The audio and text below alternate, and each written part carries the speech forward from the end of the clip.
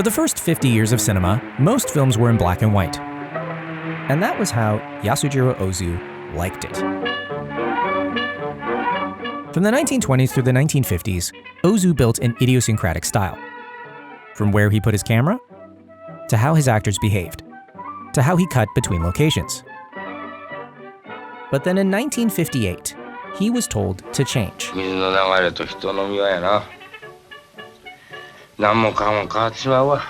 So how does a black and white filmmaker adapt to color?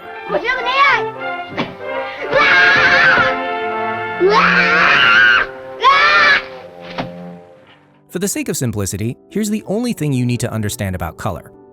It is not absolute. Here's one shade of red, and here's a different shade. Actually, that's not true. They are the exact same shade of red. But they look different because our perception of color is relative.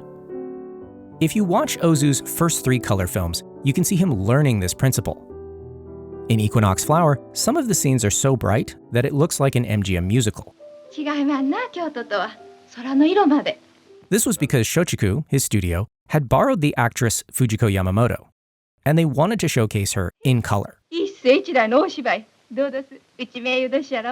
Although she's only in 4 scenes, her vibrant kimonos immediately draw your eye. And that one element overpowers the entire frame. In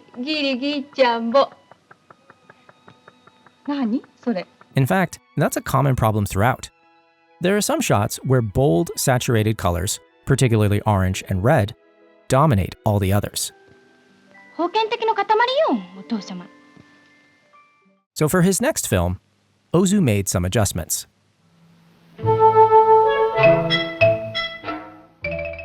Here are the opening credits of his first 2 color films. Some of you might see a strange effect on the left, where the edges of the red characters seem to blur. This happens because the red and the burlap have contrasting hues, but they are too similar in light intensity, so the eye has a... Actually, it's easier to understand if we do this. On the left, the red text now looks too similar to the burlap background. But on the right, the red and burlap have different tonal values, making the relationship between the colors balanced. If we look at the 2 films, we can see Ozu repeating shots, but changing his approach. Compare the red of this frame and where it's placed to the red here. Likewise, the colors of this shot versus this one. In general, Good Morning has a much more natural, earth-toned color palette. The images feel more balanced, and there isn't one visual element that sticks out from all the others.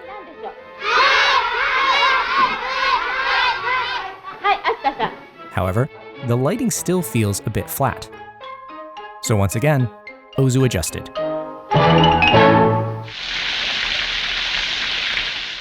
On Floating Weeds, he worked with a different cinematographer, the legendary Kazuo Miyagawa. Miyagawa, who was influenced by German Expressionism, valued strong light and shadow. And what he demonstrated was that by shaping the light, he could change how colors were perceived. From day to night. Or from one scene to another. When Ozu returned to Shochiku and his regular cinematographer Yuharo Atsuta, we can see the change in their approach. Here's the lighting before he worked with Miyagawa, and after. Over his first 3 color films, Ozu learned that he could change a color by changing the color itself, by changing the colors around it, or by changing how he lit the scene. Now that Ozu had adapted to color, how did he make color adapt to him?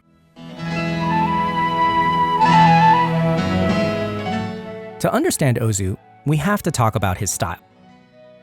Ozu is a restrictive filmmaker. He limits his options and sticks to them rigorously. Generally, he placed the camera low to the ground on a 50mm lens. This setup here was the standard position used for a long or medium long shot. For a close-up or medium close-up, the camera position was always raised. For each individual shot, he balanced the compositions meticulously.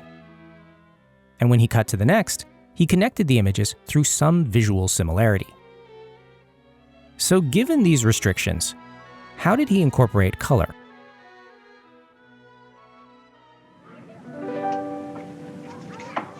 Here's a little suite of variations on red and yellow. Akiko wears a bright red sweater. This is mirrored by the red stool and red condiments, but played against the yellow carpet and yellow fabric on the right. We then cut to Koichi in mustard yellow. The red stool and condiments repeat, but they play against a new element, the bright yellow tea kettle. When we cut wider, Koichi's knee blocks the tea kettle, but Ozu adds a pale yellow lamp on frame right as a counterbalance. 何膨れてんのよ。行きたきゃ行ったらいいじゃないの。ゴルフしちゃいけないって言ってやしないのよ。 Cut 180 degrees to Koichi. Above him, a line of red books, and below, a yellow ashtray. Every shot in this sequence is meticulously arranged.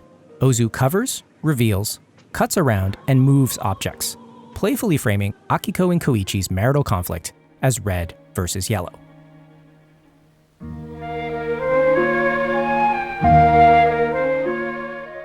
As mentioned, Ozu connects images through some element of visual similarity.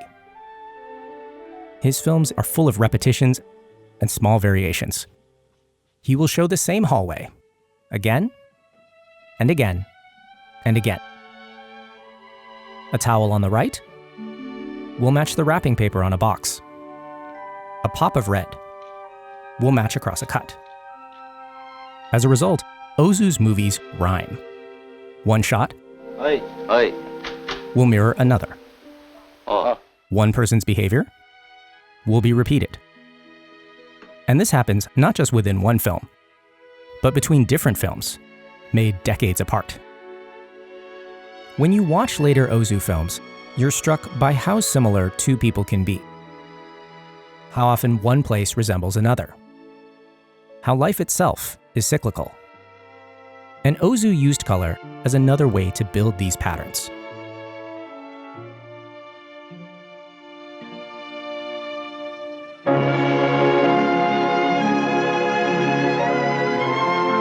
But why does he do this?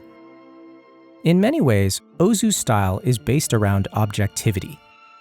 He does not pick sides. お前あの男のことをよく知ってんのか? いつからあいつらの味方になったんだ? 味方だなんて。 He just observes. In a dialogue scene between two characters, he places the camera at exactly the same distance. 何や何や。ほんでねなんだもう出来上がりばっかり。仕込んだれ。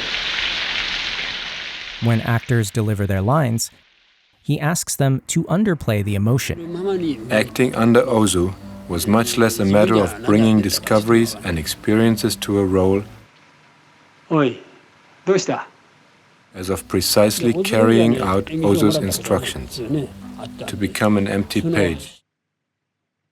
And when he uses music, he does not want it to comment on the action. I've never wanted music that would help the expression of the actors or the feelings of the characters in the scene. It doesn't matter how sad is the feeling of the characters who appear in the scene.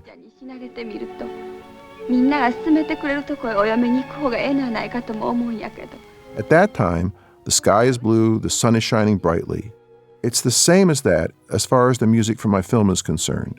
I prefer to have good weather music always. With color, he did the same thing. Ozu found a way to make color feel objective. It is balanced and playful, but it does not tell you how to feel.